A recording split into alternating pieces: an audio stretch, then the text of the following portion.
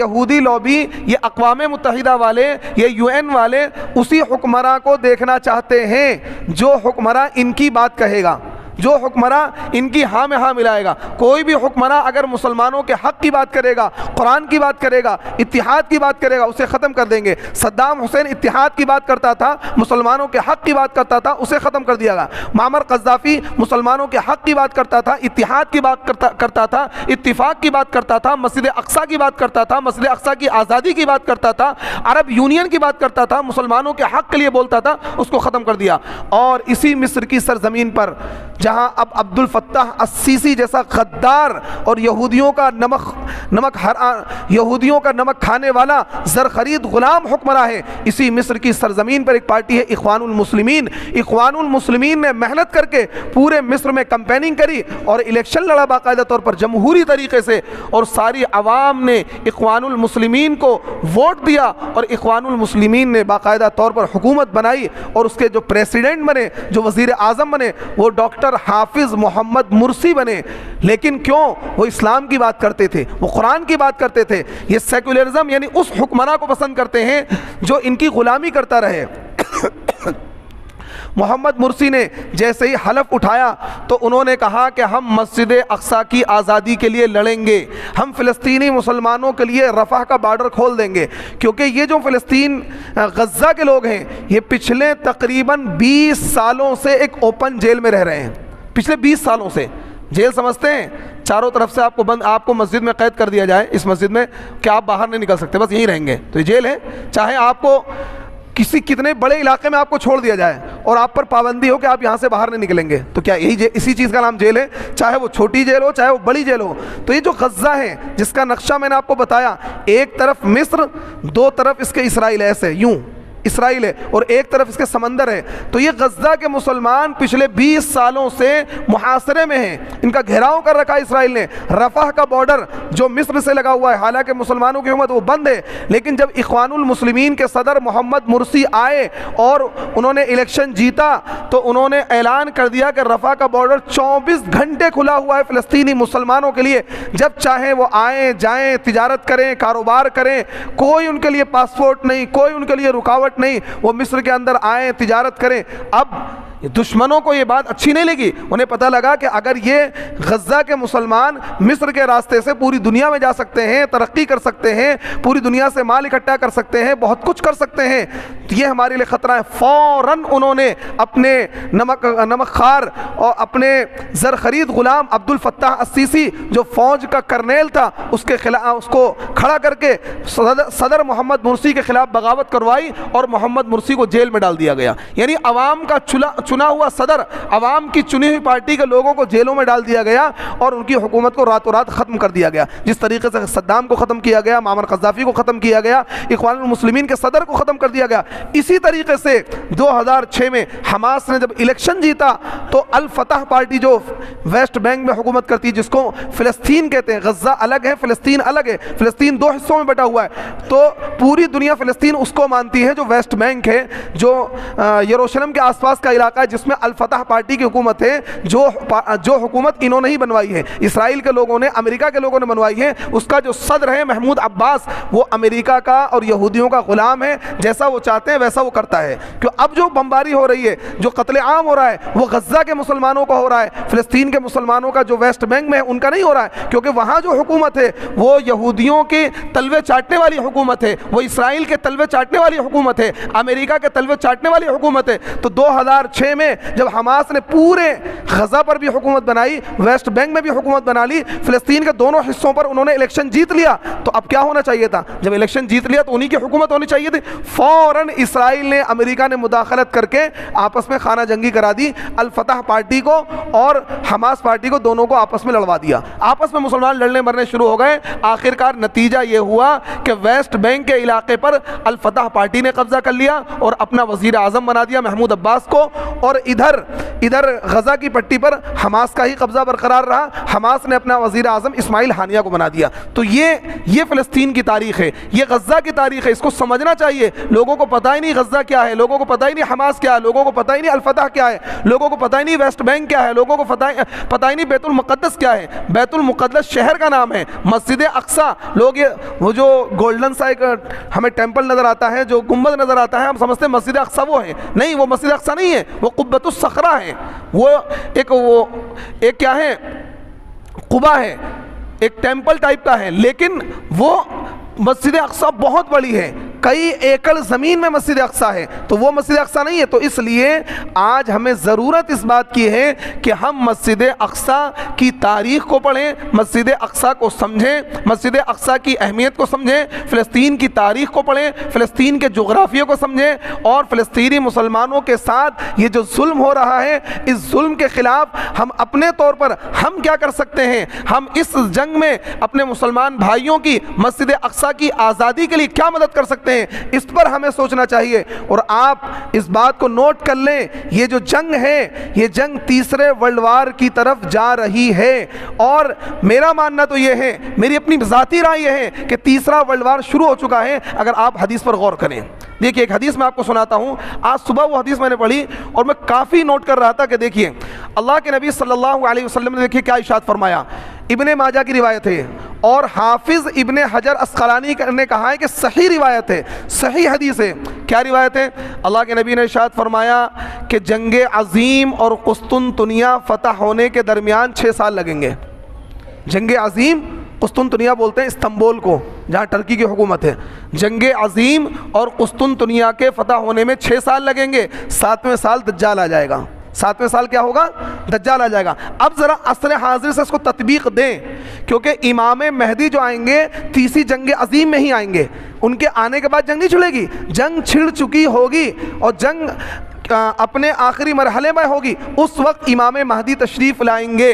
تو دیکھیے اگر ہم اس بات کو پھر حدیث پر غور کریں، حدیث میں یہ آتا ہے کہ امام مہدی کے 6 سال دجال آئے گا۔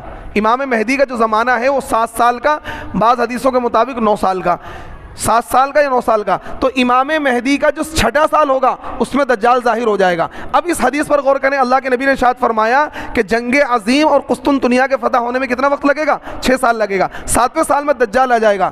اب اور یہ بھی پتہ ہے کہ امام مہدی کے آنے کے 6 سال میں دجال آئے گا۔ اب ذرا دیکھیے علماء کیا لکھتے ہیں۔ مصر کے ایک بہت بڑے عالم گزرے ہیں، داؤد عیسیٰ مصری، وہ بڑے مضبوطی کے ساتھ یہ کہتے ہیں کہ 2024 میں، آج نہیں پچھلے 20 سال پہلے انہوں نے لکھا تھا کہ 2024 میں امام مہدی کا ظہور ہونا یقینی ہے، وہ ان کی اپنی رائے ہے۔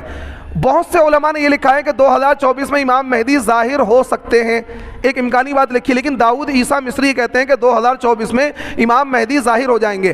اب دیکھیے جنگ عظیم کے 6 سال، یعنی اگر یہ جنگ عظیم شروع ہو گئی ہے تو اس کے 6 سال کے، یعنی اور امام مہدی کے 6 سال میں اگر اگلے سال امام مہدی آتے ہیں، تو امام مہدی کے 6 سال میں قسطنطنیہ فتح ہوگی، کیونکہ امام مہدی فتح کریں گے۔ یہ بھی حدیث کے اندر ہے کہ امام مہدی کے ساتھ 70,000 مجاہدین جائیں گے اور اس شہر کا محاصرہ کر لیں گے، چاروں طرف سے گھیر لیں گے، اور پھر ایک نعرہ تکبیر لگائیں گے، نعرہ تکبیر کے ذریعے سے وہ شہر پورا کا پورا فتح ہو جائے گا بغیر کسی لڑائی کے۔ جیسے ہی وہ شہر فتح ہوگا اور امام مہدی اس کا نظام اپنے ہاتھ میں کریں گے، کنٹرول کریں گے، فوراً ایک خبر مشہور ہو جائے گی کہ دجال نکل آیا ہے، دجال ظاہر ہو گیا ہے۔ تو امام مہدی کچھ لوگوں کو بھیجیں گے، جاؤ تم ذرا تحقیق کر کے آؤ، اتنے میں پیچھے سے امام مہدی بھی واپس دمشق آئیں گے۔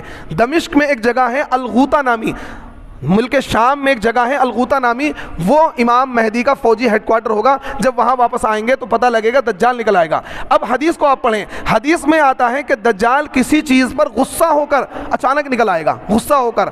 تو اس سے پتہ لگ رہا ہے کہ جب یہ جنگ عظیم چھڑے گی اور کفر کو شکست کھاتا ہوا دجال دیکھے گا تو ایک دم سے وہ ظاہر ہو جائے گا، اور یقیناً اس جنگ میں اسرائیل کو شکست ہونی ہے۔ ایک بات اور پوائنٹ کی آپ کو بتا دوں، اس جو یہودیوں کی کتابیں ہیں، آپ ان کتابوں کو پڑھیے، ایزاخیل ہے اور بہت ساری کتابیں ہیں، ان کتابوں کے اندر لکھا ہوا ہے کہ کوئی بھی یہودی حکومت دنیا میں 80 سال سے زیادہ قائم نہیں رہ پاتی ہے، کوئی بھی حکومت دنیا میں 80 سال سے زیادہ، جب دنیا کے اندر یہودی حکومتیں بنی ہیں وہ 80 سال سے زیادہ نہیں ٹک پاتی ہیں. 75 سال اس کو حکومت کو ہو چکے ہیں. 1948 سے اب تک انہوں نے ابھی 75واں سیلیبریشن بنایا تھا، اور 5 سال اور لگیں گے انشاءاللہ یہ حکومت ختم ہو جائے گی. اب حدیث کو پڑھیے. اللہ کے نبی نے ارشاد فرمایا کہ جنگ عظیم ہوگی اس کے 6 سال قسطنطنیہ فتح ہوگا. تو یہ سال 75واں سال اور 5 سال اس میں اور ایڈ کر دیں 80 سال. تو اس سے بہت ساری باتیں کلیئر ہو رہی ہیں کہ یہ جنگ جو ہے یہ تیسری جنگ عظیم ہے. اب اللہ کے نبی صلی اللہ علیہ وسلم کی ایک حدیث اور سنیے. اللہ کے نبی صلی اللہ علیہ وسلم نے ارشاد فرمایا کہ اس دنیا میں 5 جنگیں ہوں گی. اس دنیا کے اندر 5 جنگیں ہوں گی جب سے دنیا بنی ہے. 2 جنگ تو مجھ سے پہلے ہو چکی ہیں. اللہ کے نبی نے ارشاد فرمایا 2 جنگ تو مجھ سے پہلے ہو چکی ہیں.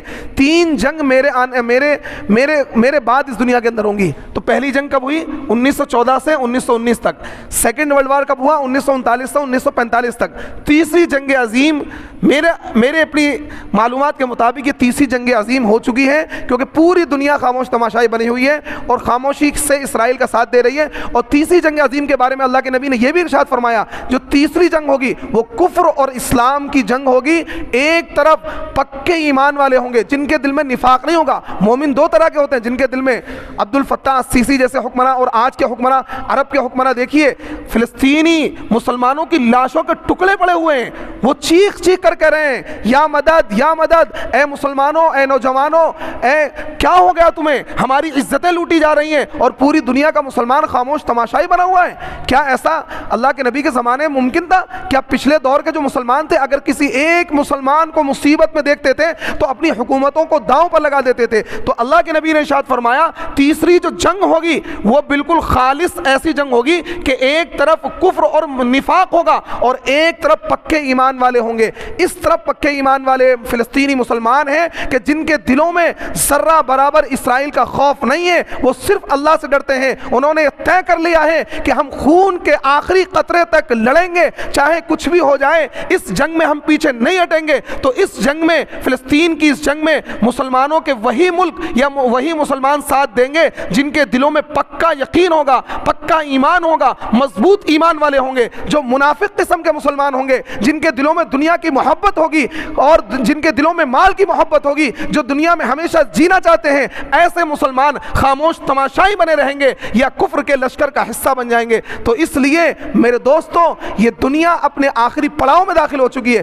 دنیا آخری جنگ کی تیاری میں داخل ہو چکی ہے. خدارا غفلت کی چادر اپنی آنکھوں سے اتار دیجئے اور اپنی آخرت کی تیاری کر لیجئے. اپنے آپ کو فزیکلی اور مائنڈلی ہر اعتبار سے تیار رکھیے. یہ دنیا اپنے آخری پڑاؤ میں داخل ہو چکی ہے. اور اس تیسری جنگ میں آپ کو یہ بھی بتا دوں جب امام مہدی ظاہر ہو جائیں گے اس وقت ایمان کا معیار نماز نہیں ہوگا، ایمان کا معیار صدقہ نہیں ہوگا. ایمان کا معیار یہی ہوگا کہ جو امام مہدی کا ساتھ دے گا، جو امام مہدی کے ساتھ ہو کر دشمن کا مقابلہ کرے گا وہی ایمان والا کہلائے گا. اور جو شخص امام مہدی کے لشکر سے منہ موڑے گا، گھر کے اندر بیٹھا رہے گا، تجارت کرتا رہے گا، کاروبار کرتا رہے گا، وہ انسان منافق کہلائے گا، وہ انسان دائرہ ایمان سے خارج کہلائے گا. یہی وجہ ہے عرب کے علماء نے بھی جہاد کا فتویٰ جاری کر دیا ہے. عرب کی جو نمائندہ تنظیم ہے اتحاد العالمی لعلماء المسلمین، اس نے یہ کہا ہے کہ دنیا کے تمام مسلم ممالک پر جہاد فرض ہو چکا ہے.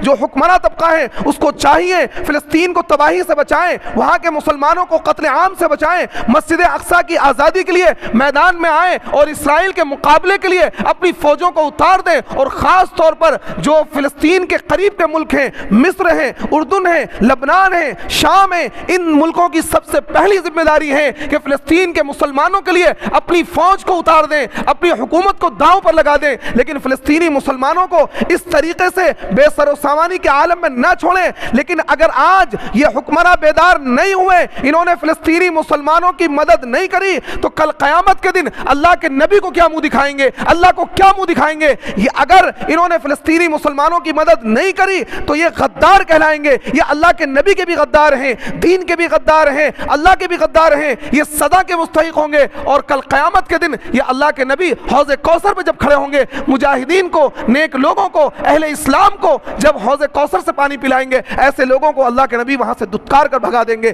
کہ یہ وہ حکمراں تھے جنہوں نے اپنے تعیش کے خاطر، اپنے عیش کے خاطر فلسطینی مسلمان ذبح ہو رہے تھے، کٹ رہے تھے، لیکن یہ رقص کی مجلسیں کر رہے تھے، یہ ڈانس کی مجلسیں کر رہے تھے، اور ان کی صحت پر ذرہ برابر فرق نہیں پڑا تھا۔ تو میرے دوستو، اپنے آپ کو ذرا بیدار کریں، آپ اپنے آپ کو گناہوں سے بچائیں، نماز کی طرف آئیں، قرآن کی طرف آئیں۔ اب دنیا اپنے آخری پڑاؤ میں داخل ہو چکی ہے۔ اگر آج بھی آپ نے اپنی غفلت کا پردہ نہیں اتارا، اسی طریقے سے نماز چھوڑتے رہے، اسی طریقے سے گناہ کرتے رہے، اسی طریقے سے گناہ کی زندگی گزارتے رہے، تو اب کوئی دن ایسا آنے والا نہیں ہے جو آپ کی اصلاح ہو سکے۔ تو اس لیے ہمیں اپنی اصلاح کرنی چاہیے، اور اپنے فلسطینی مسلمانوں کے لیے کم از کم ہم کچھ نہیں کر سکتے ہیں، ہمارے ہاتھ میں حکومت نہیں ہے، ہم کم سے کم اپنے فلسطینی مسلمانوں کے لیے نماز پڑھ کر، اللہ کے حضور رو کر، گڑ گڑا کر دعا تو کر سکتے ہیں، ان کے لیے اللہ سے مانگ تو سکتے ہیں، اے اللہ ہم کچھ نہیں کر سکتے، ہم کمزور ہیں، ہمارے ہاتھ میں حکومت نہیں ہے، طاقت نہیں ہے، پاور نہیں ہے،